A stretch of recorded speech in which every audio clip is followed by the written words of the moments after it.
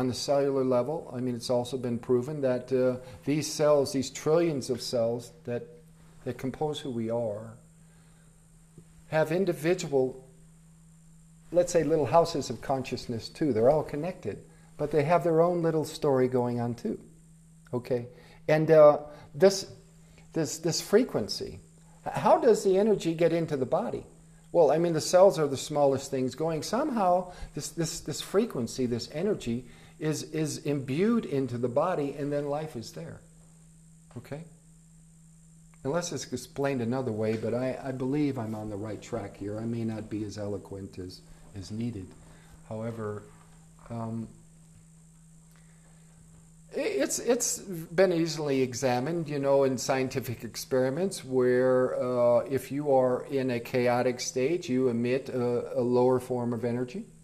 You know, even in the in the aura photo session we're going to be doing here, it's going to show correspondence between someone, let's say, who is not feeling so good and a certain color that's, you know, corresponding to that. So essentially, we are magnetic electric frequency beings. I mean, that's not a secret. You know, science has known this for a while.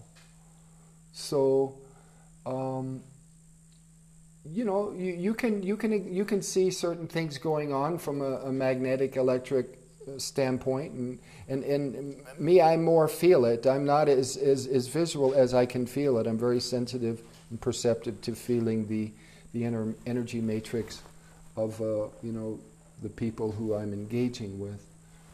So, you know, we're much more than just the physical body, you know, in essence. And there is a substratum of existence, or Indra's net, or many different terms for it. You know, again, the Great Spirit, that a field of information, the grand field of information, that is currents of energy, frequencies. And when you are, let's say, in an elevated mood or you're happy, that frequency is more nourishing to others to be around. Have you not noticed that? When you're happy and you're joyous, all of a sudden, you know, you're with people and you're getting that feedback and it uplifts. And so frequency is a very, or vibrational energy is a very, you know, normal part of existence, really. We're just starting to see that we're more than just the body and the mind. And that's great that we're doing that. However, well, that's, you know, that recognition, I believe right now within the younger generation is already in place. I think the young beings coming in today are exceptional. And I think they know things we never had, we didn't come in with. Okay. Once during that session in Ankara, you said you gave a certain number of frequency range. I know what you're talking about there. Okay, this is a little misconstrued, but what I'm talking about is, you know, in my sessions per se, what I believe, you know, is happening is that the mind, you know, what I do is I do trance drumming, part of it, trance rattling. And I've experienced many ceremonies where there is trance state going on. Okay, this is great. Yeah? Paco, hey, you guys are honing right in, man. It's so important. Isn't it great? Negation. Look how happy they're feeling. There he is, man. I love it. And this is the best part of the interview. This is the best part of the interview. That's what I'm talking about. And then okay. Yeah, this is the joy of life, you know. Oh, that is said now. This part was very important. What is it? Please start again. Well, this is my view of it. The mind has different levels of frequency. And they found, and this is again very commonplace, it's not breaking new ground. You know, it has alpha, beta, theta, delta, and or delta, theta, I'm not quite sure right now, I'm drawing a blank which two, you know, turn around on the bottom, but people understand that That the mind in those states has a certain rhythm. It can be measured. And the slower the rhythm goes, the deeper you go in to your subconscious. Okay, let's say beta level, which is the most chattery one, or the more frequent sine wave, is everyday interaction. Okay, what we're doing, you're thinking about a lot of things. We were just talking about that, and the pressures of the job, and you're so beautiful. I just love, I just love your you sitting there. That's, and then you go into like alpha state, and alpha state is talked about in meditation circles. They say, look, if you're in meditation, you're in alpha, and okay, I agree with that. No reason not to. But what happens when you go to the lower levels? And I thought to myself, the subconscious is such a, we're starting to explore the subconscious. Well, we have for a while. It's not, again, not something we haven't done for a while. But my theory is that the deeper in trance state, that the mind can be brought lower and lower, the more relaxed that individual can be. Why is it important about being relaxed, about being comfortable? Well, I believe when you're relaxed and you're comfortable, there is less resistance to healing. Because there's nothing there putting up any kind of energy to prevent the possibility of a deeper healing, you see.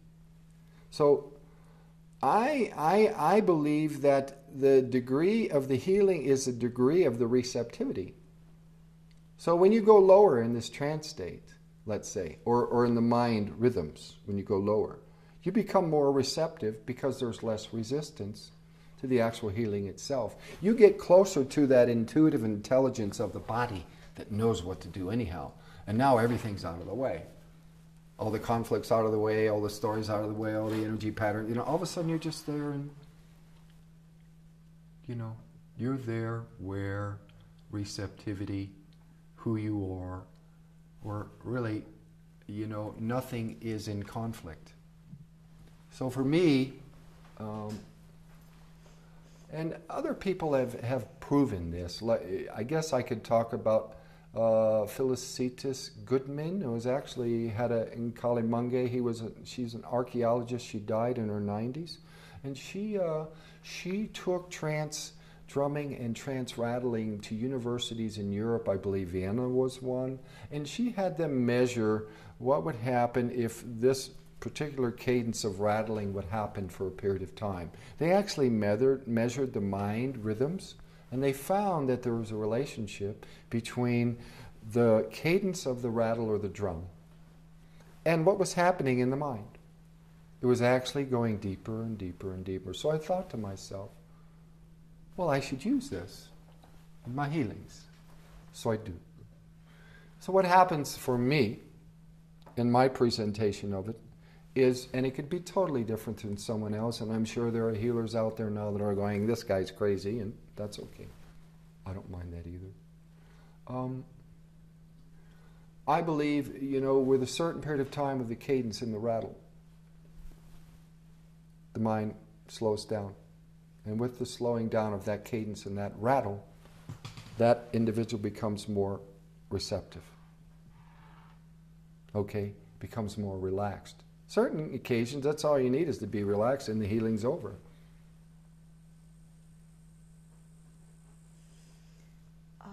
And I've seen it happen. Firsthand, I've seen it happen in a number of individuals where I've just seen them relax. Many go to sleep. I think that's fine. Because who's to say they're not listening when they're asleep?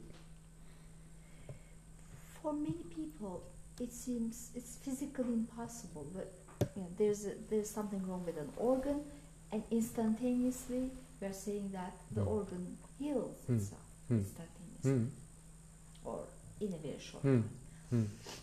For many people, it's physically impossible. Yes. They would say. So, what's your answer? But yet, it happens. Happens. I mean, come on, there are so many documented cases in the annals of these things happening. You know, I'm not saying they've happened with me. I'm saying that, you know, the healing business has been around for a long time.